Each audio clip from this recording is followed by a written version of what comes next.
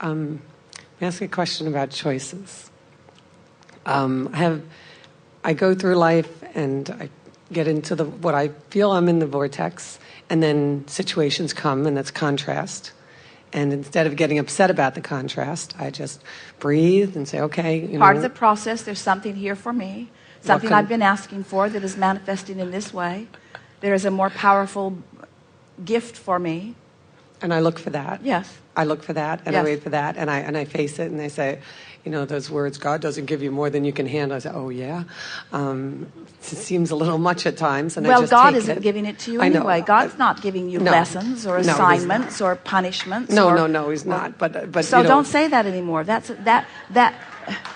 Well, I'm saying that's what's said, but I just, I don't take that in that he can't give you more. It's just I can handle whatever comes to me because it's my choice on how I handle it. Whether I get upset about it or deal with it and take lessons from it. We agree completely with that. So I'm faced with challenges now that being in the vortex and doing this work and working with you and enjoying it, I'm a little confused on why. And I know everything happens for a reason. And you have a lot of platitudes going on in your mind, don't you? Everything happens for a reason, and what is the reason? To help me see something I'm not seeing. Everything happens for a reason. What is the reason? To give me more of what I want. To show me contrast so that I can have everything happens I want. For a reason because I'm here to have the best life I can. Because I am pure positive energy, and because I am to live in joy. And everything is working out toward that end no matter how it looks. In other words, it's not punishment, it's not assignment, it's not me moving through the paces. It's that there is something deep and rich here that I am wanting, that I have the potential of discovering because of this. Because of this, because of this. So now this challenge, how does this challenge now look? It looks. It doesn't look. It's the vision. The vision is going more. And doctors have always told me my peripheral vision is compromised since I was a teenager due to glaucoma. And I've always known that over the years, them telling me it's only going to get worse, it's going to get worse. I've always known in my soul of souls that that's not. I do. And vision has decreased to the point I can't drive at night currently. And it's like, okay. So I generally take action. And so this conversation of what is it helpful to your vortex vision, or is it distracting of your vortex vision? In other words, this conversation, that it's a valid conversation about what is, how does it feel in terms of, this is the conversation that we were having earlier about you can speak from the non-physical point of view, or you can speak from the physical what is point of view. It's the same conversation, isn't it? Well, it puts me in warrior mode. Of course it does, and why? Because I'm going to fulfill what I've always known I can fulfill. But what does the worry mode mean in the moment of the worry? Source disagrees. Source disagrees. Source disagrees. Hear us. What does worry mean? You're fixated on something to which source is not agreeing. Source is not agreeing. That's not what source sees. It's not what source sees. So you have a choice. You can focus upon what source sees, or you can focus upon the temporary what isness and delay it and sustain it and cause the temporary what isness to progress or to be more or to last longer. Or you can take the bounce and see what source sees.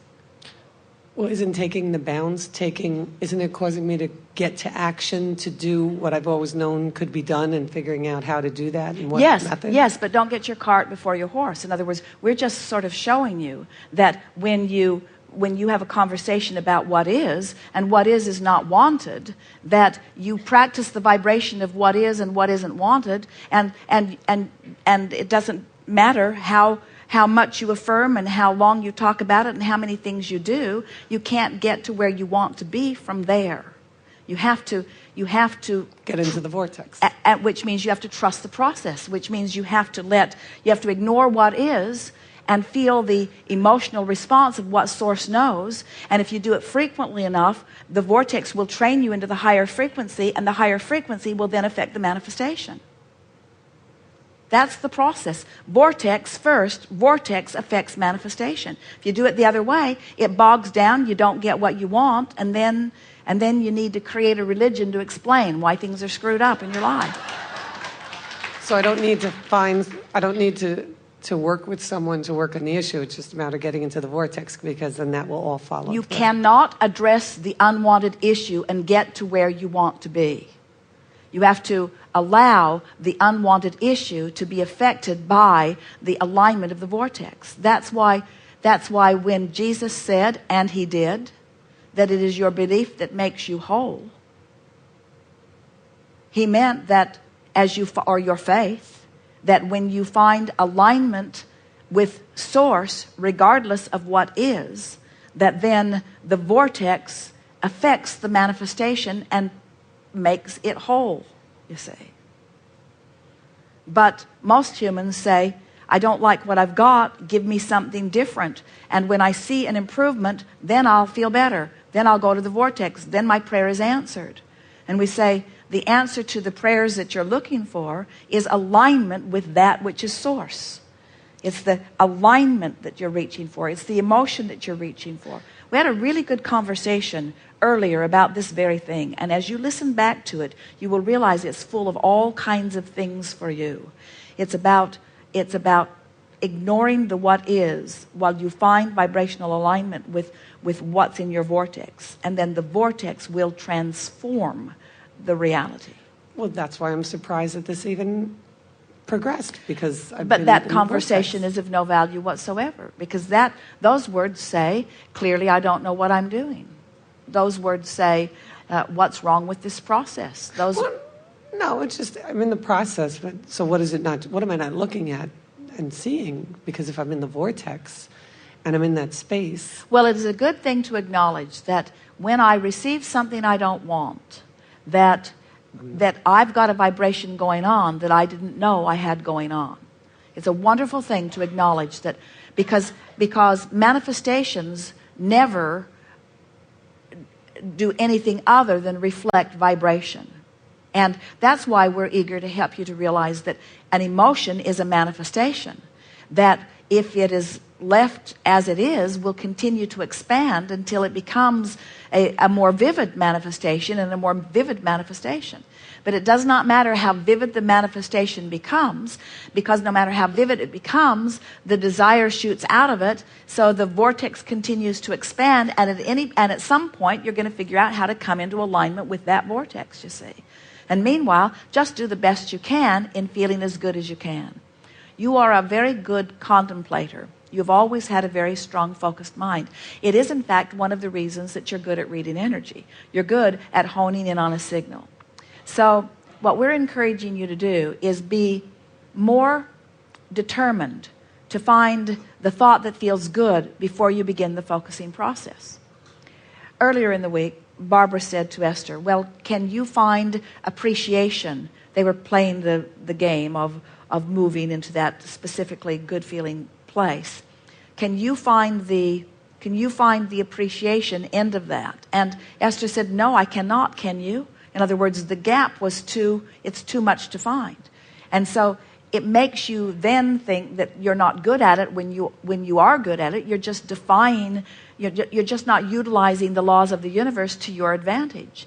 And so when you say something like, well, I thought I was understanding, but I must not have been understanding, because here I am in this place that I don't want to be. So either I'm misunderstanding the laws, or the laws are misunderstanding me, or maybe the laws are screwy, or maybe there's something I'm missing. In other words, that could be the train of thought. When you've been making an effort, you think you've been doing the work, and you're not getting the headway. That's a sort of logical way to feel. But you can feel, the longer you poke around there, the worse it feels. It doesn't feel good to say, I'm not doing well, and it doesn't feel good to say, I haven't been doing a good job, and it doesn't feel good to say, maybe I'm misunderstanding, and it doesn't feel good to say, the universe doesn't have my back, and it doesn't feel good to say, maybe Abraham's wrong, and it doesn't feel good to say, the laws of the universe must be screwy. None of that feels good, because none of that is in agreement with what the source within you knows. So then you become more general. You say something like, well, I don't have to figure it out all right now, and I'm holding my own all right, and I've got plenty of leeway on this, and I believe that my body is responsive to my alignment, and I believe that my alignment is coming, and it doesn't have to come today. And so much of my life is working out well, and I believe that that more of it is working out well, and I'm actually having fun in the projecting of thought and the watching of the manifestations, and I really like this. Now we've moved all the way into general positive. I like the idea of the vortex being there, filled with all that I've been asking for, even things that I can't now consciously and completely contemplate. I like the feeling of well-being that I know is there, and I like knowing that my inner being is there, beaming a signal to me that I will be able to pick up on at any time. And I really like knowing that through all that I've been living, that I've been asking for some very deliberate, very precise things, and I love knowing that in all of these very precise things that I've been asking for, that the actual ability to manifest them is very real, even if I'm not doing it this red hot minute. And I really don't want to manifest all the goodness that I've been asking for right now anyway, because it would be too much to contemplate. I would miss some of it. It's any more than I want to eat all of the meals that I will eat for the rest of my life today. I really don't want to do that. I would like them to come, even though on this ship it seems like that's the plan. I would really like them to come more incrementally. I want to savor them. I want to savor the ideas. I want to savor my expansion. I want to enjoy where I'm going. I want to feel the breadths and depths of it. I'm not in a hurry about that. I have plenty of time to figure this all out. I'm figuring it out. It's getting better in every day. The manifestations are following on the heels of this alignment over and over and over and over again. I do have the faith. I do have the belief. I believe in the vortex. I believe in the laws of the universe. I believe in my ability to focus.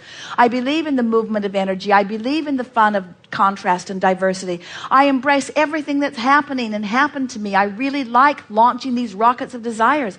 I know that it's all coming for the well-being of me. I know that there's not punishment. I'm not being tested. There's not something that I've done wrong. There's not something that I've missed. It's there for me because there is something that I've been asking for that everything else in my life has caused me to miss. And so now this is an opportunity to focus with a closer lens, with a greater intensity, with a greater clarity in order to find the fullness of that which I'm reaching for.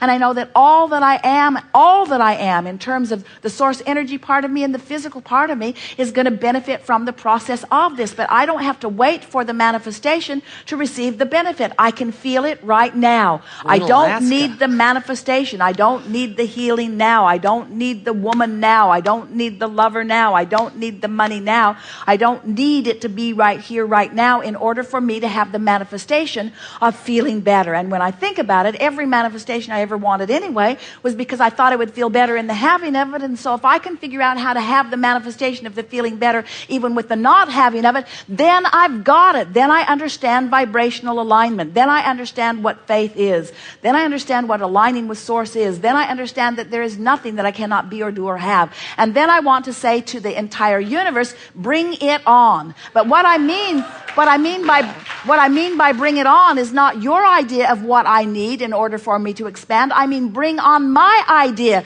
of what I have created that I apparently need in order to find the gift of expansion that I am certain about, you see. I am the creator of my reality. When you are athletes, we don't see you looking for people who you can whip in your sport. You don't run around saying, oh, I could beat you, come play with me. Oh, I could whip you, come play with me. You look for excellence because you want excellence to be evoked from you. The more you explore and the more you become, the more you are reaching for expansion, you see. You're reaching for expansion. And things you don't care about don't bring you expansion in the way that things you do care about bring you expansion, you see. So when you couple together your knowledge of the laws of the universe, your ability to translate energy into thought, into clear thought, you're good at that.